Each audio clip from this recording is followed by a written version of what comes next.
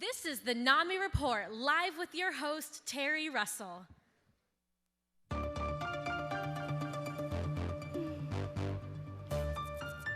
Good morning.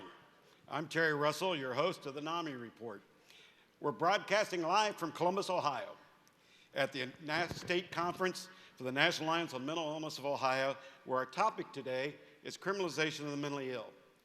But before we begin, we need to interrupt our live broadcast for a special welcome from Governor John Kasich.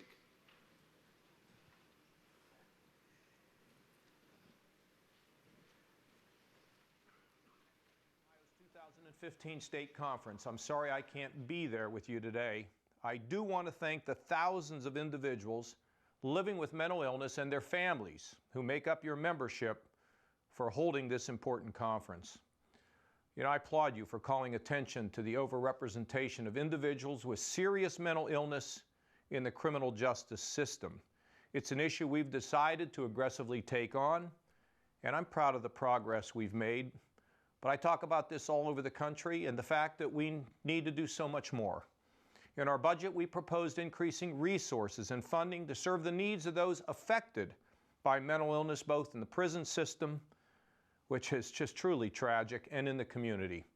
We want to create mental health courts so nonviolent, low-level offenders can get treatment in the community instead of in a prison setting. That's what we got to do. We've proposed expanding the residential treatment unit beds so that we can treat individuals with serious and persistent mental illnesses within the prison system. We also want to increase clinical staffing resources and treatment to help those in a restrictive housing setting. Directors Gary Moore, Tracy Plouck, along with Attorney General Mike DeWine, former Supreme Court Justice Evelyn Stratton, they're all working together with many of you to build a stronger community support system so fewer mentally ill people end up in prison. We can, I want to repeat, we can turn this thing around. Thanks for being here. The Lord's watching. God bless. Hope to see you soon.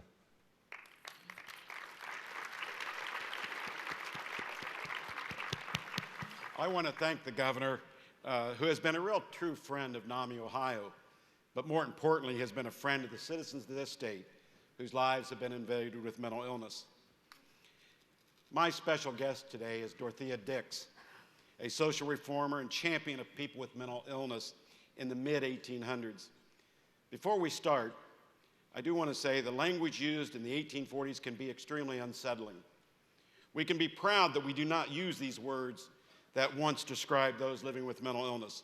But please remember that our guest comments were from language used in a presentation in 1843. Thank you for joining us. Ms. Dix, thank you. Thank you. Thank you for having me, and I so appreciate the governor's support. I must say I'm really quite nervous about being here, sir. Your life's work has been reforming and improving the living conditions and the treatment of the mentally ill. How did you come to begin involved in the advocacy efforts on behalf of those living with mental illness? Well, it was in 1841, and I was 39 years old, and I was asked to come and teach a Sunday school class for women at the Massachusetts East Cambridge Home for Corrections. And while I was there, I noticed insane persons dressed in rags and dwelling in cells with no heat. Well, when I asked the administration why this was, they told me that lunatics didn't know the difference between heat and cold. Well, I knew this to be not true, but I could not convince the administration to change their policy. So I petitioned the East Middlesex legislator, and my petition was answered. The lunatics I saw touched me in a way I can't explain. Perhaps it's because I had suffered through my own depression, but I knew that they needed my voice. The cruelties you saw in the East Cambridge led you to tour and investigate the mentally ill being treated in other Massachusetts jails and almshouses and asylums, and ultimately everywhere around the country. Yes, in the mid-1800s, the insane and idiotic persons really had no choice but jail or to wander the streets helplessly. Often they were put in prison simply to be kept separate from society, and they were beaten and chained into submission with no real treatment. It was a time that they certainly needed a voice. Your famous memorial to the Massachusetts legislature in 1843 required the state to build new asylums for the homelessly mentally ill. It is often described as sermon-like. Women were not permitted on the floor of the legislature, so you couldn't present your own testimony. Could we hear a little from your memorial in your own words? Oh, thank you for asking me, Mr. Russell. And yes, the state legislator, Samuel Gridley Howe, did know of my research, and he believed in it, and he knew it was morally correct. So he asked me to write a memorial to the Massachusetts legislator concerning the insane and idiotic people in the state. And of course, I relished the challenge. I would like to have presented it myself, but you have to remember at this time women could not even vote or even own property.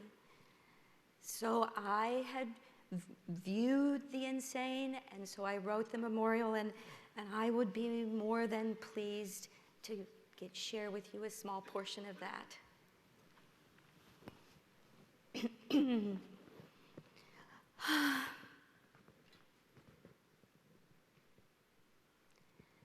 Gentlemen, about 2 years ago, leisure afforded me the responsibility, and duty prompted me to visit several prisons and almshouses in the vicinity of this metropolis.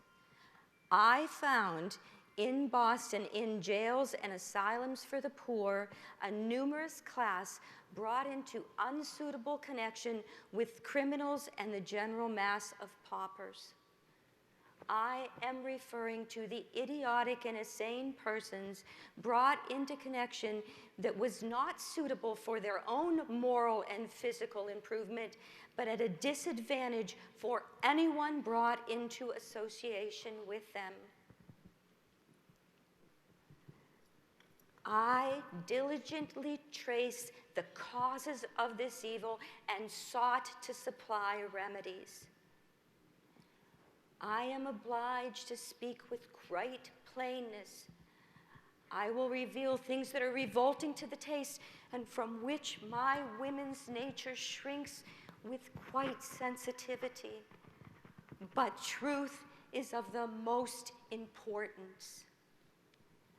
I will tell you things that I have seen, painful and revolting things and details that are so necessary so that you may more deeply feel the obligation that lies before you to prevent the repetition or continuance of these outrages against morality and humanity. I come to tell you of the great sufferings of humanity. I come to present and place before you the condition of the desolate, the helpless, the poor. I come as an advocate for the idiotic and insane people. Sorry. I come as an advocate of the idiotic and insane people. People sunk to such a level that even the most unconcerned would start in true horror. Human beings living in conditions that are wretched in our jails and even more wretched in our almshouses. Thank you. And certainly,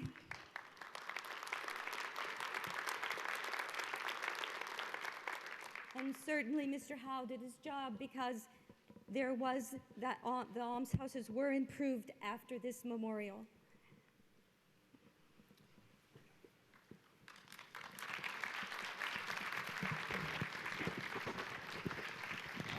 Thank you for your courage. You didn't have those kind of devices back then, did you? I'm afraid not. Yeah. I don't know exactly what happened. I think it fell off. Yeah. It was highly uncommon for women to be influential in American politics in the mid-19th century as you were. You had the ear of many legislatures and even President Fillmore. Your lobbying efforts led to the creation of the nation's first generations of mental hospitals, for which you are widely given credit. Can you share with us a little bit your advocacy efforts across the country? Well, sir, I have visited many states, and I traveled alone as a single woman at a time when very few roads existed. Weren't you afraid? Oh, I am naturally, as you can see, quite timid and diffident, and as all women are, but I knew that I would encounter dangers, but that it was necessary for me to continue my fight. I was in many New England states and in the Midwest and the South, and to give you an idea, by 1843, I had traveled more than 10,000 miles. I had visited 18 state prisons, 200 jails, and over 300 almshouses and like facilities. I found out that in New Jersey, the uncared for insane outnumbered the prison population.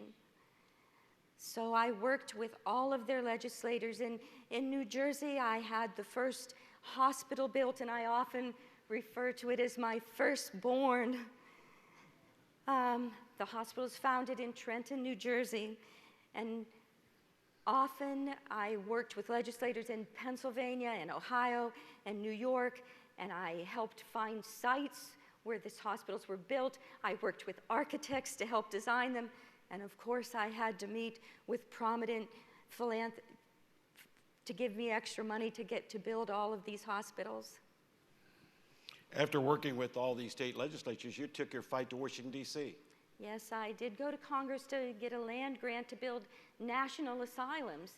And in fact, my bill passed, but President Pierce did veto it. But you have to remember that Congress at the time was consumed with battles of secession and slavery. Many people might not know that you were self-educated and your first career was as a teacher and an author. Yes, I had very deep religious convictions, and I knew God had a special place for me. So in my search for that place, I did open and teach at a dame's house, and I opened a charter school in, where was that? In Trenton, by where my grandmother, Madam Dix, lived, and I wrote a book, and the book was called Conversations on Common Things. And it was written in the perspective of a daughter asking her mother questions like, how do flowers grow and how do rocks get their shape? Well, to my amazement, it became very successful with teachers and was in its 60th edition. But even with those schools and my book, I was not fulfilled until I found my place to be the voice for the insane. You often talked about your own mental illness. Can you say a few words about that? Yes. Yes, I was very depressed at times, and in fact, sometimes it was severe. In my 30s, I had trouble going to work. I was sickly a lot. I couldn't do anything. I was inactive, and I had a congestion of the lungs, but it defied classification and treatment. My childhood might have had some cause for my depression. I can't really say. I was mistreated both physically and morally by my parents, who were quite unloving. I often said I never had a childhood. I left home early, and I often told people I was an orphan. You clearly are a determined woman to overcome your own illness and serve others. Thank you so much, Ms. Dix, for sharing your important observations with us, for your persistent lobbying of the state legislatures to create hospitals to better treat the mentally ill, and for your passion, energy, and being a voice for those who cannot speak for themselves. I just hope that the audience follows your lead. Well, thank you, sir. And I also hope that everyone hearing my voice will continue the fight for the insane people that still are in prisons today. Thank you. Thank you so much.